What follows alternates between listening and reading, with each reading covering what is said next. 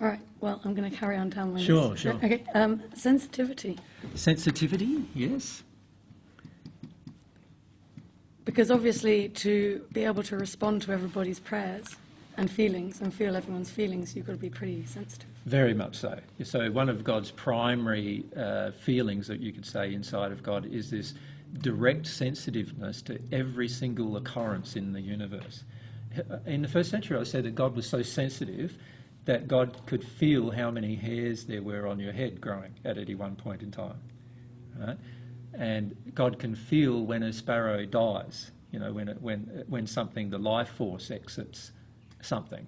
And God feels when the life force exits any one of God's creations, because the life force returns to God, and so God feels it. So God is extra sensitive to everything, far more sensitive than we are personally sensitive.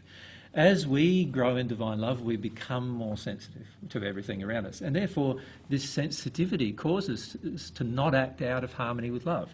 In other words, we've become so sensitive to any disharmony with love that it's impossible for us to act out of harmony with love without feeling a huge amount of hurt inside of us at some point.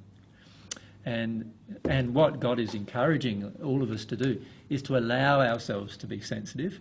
And it's interesting when you see that as a comparison to what most parents encourage their children to do, which is stop being sensitive and trying to encourage their children to be insensitive so that they can cope with the pain of life. The way God views pain is that if we were so sensitive to pain and its cause, we would never want to embrace the cause of any pain.